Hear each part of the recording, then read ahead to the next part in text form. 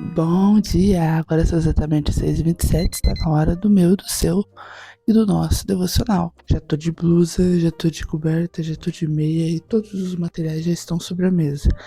Que é 2 cadernos, canetas e marca-textos, tela de leitura bíblica, ajuda dos nossos universitários, óculos para enxergar melhor. E o mais importante, a Bíblia Sagrada. Hoje a gente vai ler Salmos 46, então já pode abrir lá que a gente vai fazer a leitura. Ele é um salmo bem curtinho, na verdade 46, 47 e 48 são salmos pequenos.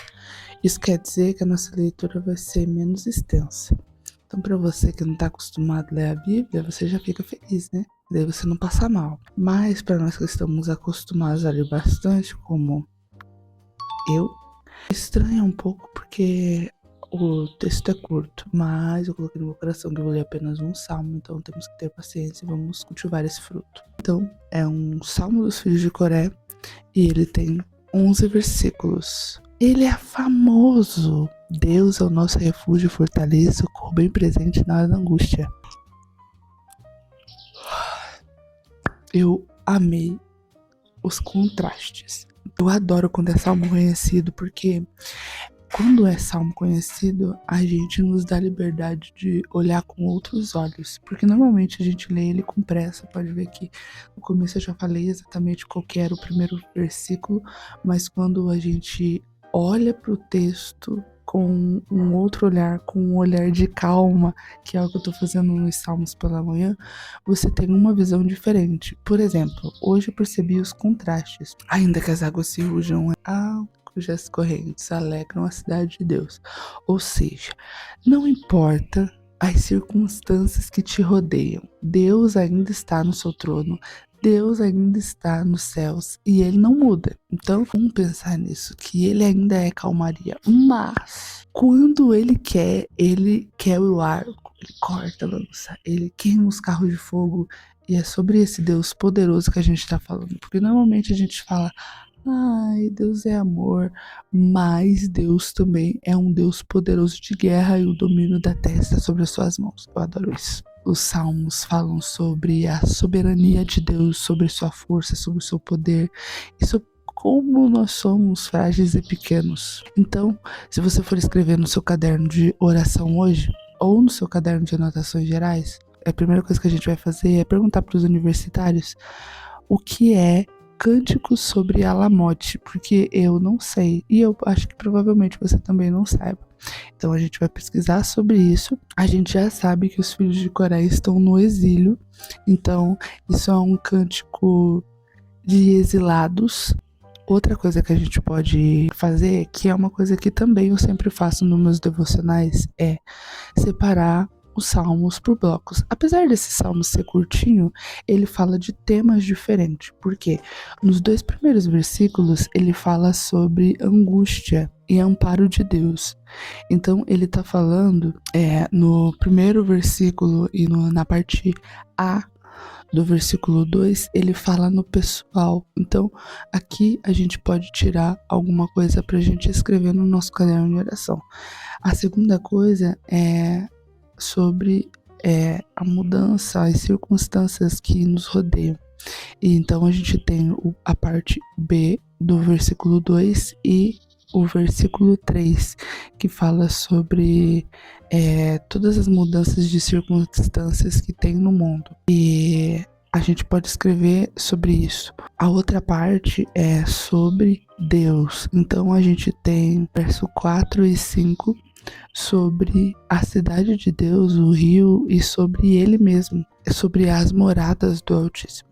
Depois, no verso 6 até o verso 9, a gente tem a respeito da soberania de Deus e a força dele em batalhas. E ele fala de Deus não mais com a mansidão da cidade de Deus, mas como o Senhor dos exércitos. Então, quando a gente ouve muito no Velho Testamento, Senhor dos exércitos, o que isso quer dizer? Isso que é um Senhor de batalha. Então ele dá uma outra visão de Deus aqui. E a gente pode ficar com a última parte, que é 10 e 11, que diz: aquietai-vos e sabei que eu sou Deus. E aqui a gente está vendo uma fala de Deus em primeira pessoa, apenas no 10, inclusive. No último, como sempre, na verdade, em todos os salmos, a gente vê uma glorificação de Deus e novamente ele fala do Senhor dos Exércitos. Então a gente tem um contraste de um Senhor grande e poderoso, mas também a calmaria do rio que alegra a cidade de Deus e os santuários da morada do Altíssimo. E é assim, é exatamente assim que Deus é. Então você tem bastante coisa para você escrever nos seus cadernos. Você pode também dividir essas partes que eu falei aqui e colocar no seu caderno de oração. Mas isso não é obrigatório. Eu tenho esse sistema de cadernos porque eu gosto. Na verdade, ele era um caderno grande e dividiu-se em 2 cadernos pequenos para que possa ficar organizado. Então, eu tenho o caderno das anotações gerais, onde eu anoto as coisas que eu não sei e as pesquisas que eu faço durante o nosso devocional, e um caderno de oração, onde eu anoto as minhas orações durante o meu devocional. Consultando nossos universitários, a gente descobriu que Cântico de Alamote é uma referência a uma indicação musical direcionada ao regente do coro do templo. Então era uma forma de tocar esse cântico.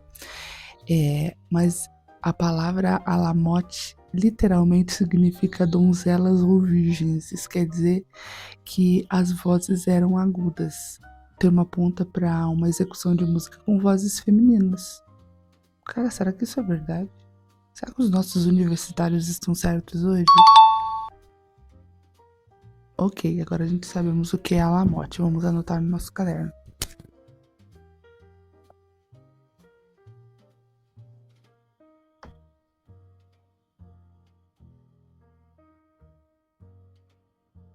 Finalizei a minha oração e olha como ficou bonitinho o meu caderno. Agora ele tá bem organizado. Eu quero só ver quando essa caneta aqui deixar de existir.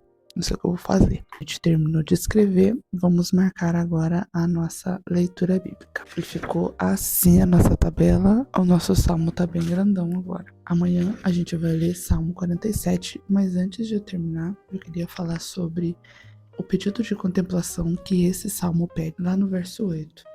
Ele diz: vinde e contemplai as obras do Senhor. E é o que a gente está fazendo agora de manhã, porque a gente para e tira um tempo para contemplar a palavra de Deus e contemplar Deus na sua essência. E ele diz: aquietai-vos. E essa é a única parte do texto que Deus fala. Ele pede para que a gente fique quieto, porque a gente, se você for analisar, a gente anda muito inquieto, a gente anda muito na correria. E esse salmo é um pedido para que você olhe para as obras que Deus tem feito. Você olhe para quem é Deus e sabei que eu sou Deus. É exatamente isso que a gente faz aqui pelas manhãs. A gente senta, contempla as obras do Senhor e descobre quem é Deus através das escrituras sagradas. É muito bom ter uma companhia aqui pela manhã. Muito obrigado por você ter assistido. E não se esqueça, amanhã tem mais. Vá no próximo culto, não te afastes das escrituras e lembre-se que Cristo está vivo. Até o próximo devocional. Beijo!